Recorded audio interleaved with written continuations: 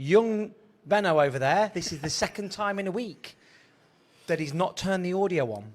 We get sacked next week if it carries on. I know. What happens when you get shit, innit? Shit at your job, you get hooked off. Yeah. And I think that's going to be a problem, I think, with this new generation. Massive problem. I've been talking about it with my old man earlier. My dad didn't understand the term woke. I tried to explain it to him, this is months ago, and he still didn't get it, bless him. And then today he said, I understand what woke means. I said, good.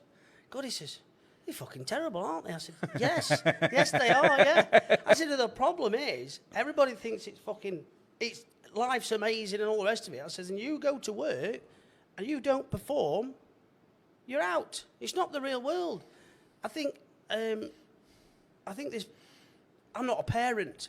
I'm not slagging any parents off as such, but it's like, I think they could do a better bloody job, some of them. Like, well, probably a lot of them. Because they're bringing them up, wrapping them in cotton wool, telling them, the participation medals and all that. It's false, it's bullshit. If you're not there on time and you're not performing to the required standard, rightly so, fuck off. Just it, your job's gone. And it's going to be a massive shock to, I think, the kids that are going to go into the world of work in the next 10 years or so. I genuinely think that's going to be a bit of an issue. I've had this conversation a few times with people over the last couple of weeks. It is my fault and parents of my generation's fault. We've given our kids everything, phones at 5. And there's like nothing wrong with that. Nope. Because you want to give everything to your child that you never had. Mm-hmm. But also society, like we never had phones until we were, I'm 38 end of month, so I didn't get a phone until I was like 16 because they weren't a thing. No, they weren't manufactured. And that were it.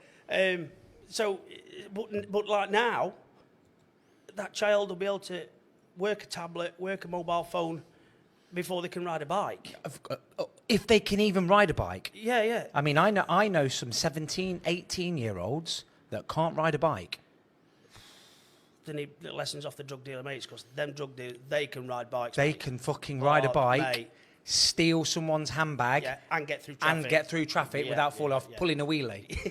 yeah. And do a jeweller's on way past. Yes. Fucking brilliant. Anyway, it's Rob, it's the frustrated farmer. That's right, frustrated farmer. And you've brought me a bag full of meat. Yes, we have. Because I'm a carnivore now.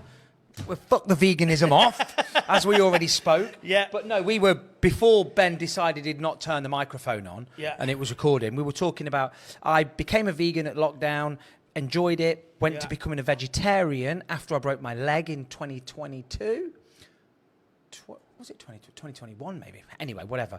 And then subsequently my knees were getting worse, arthritis and whatever. I've been a tennis coach. So watch this guy, Sean Baker,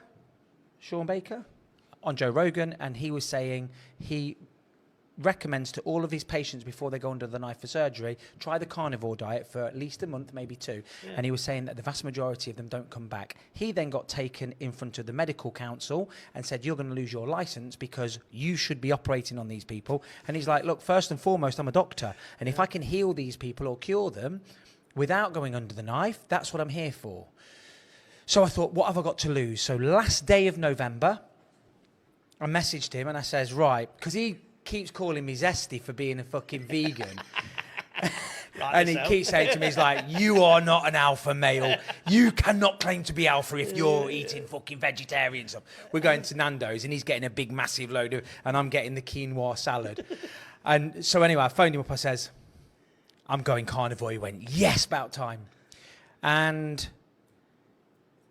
I'm now, what are we on, 8th today? So 37, 38, 39 days. Brilliant. And my knees feel amazing. Fucking hell. Amazing. I've played tennis properly for a few times. Me and him have had races up and down the alleyway here a couple of times. Had one relapse with it, really, but I think that was after New Year's Eve when I had too much to drink. I won't call it a relapse, though, is it? Because it's food. It's not a drug. No, with my knees. Oh, with my your knees went fucking terrible. Right. Oh, so but I think that was the boozing on New Year's Eve. And everyone says alcohol's really inflammatory. Right. So stop boozing 1st of January up till now and feel great, feel brilliant. Yeah, booze is... it's weird that it's legal. Because I think it's...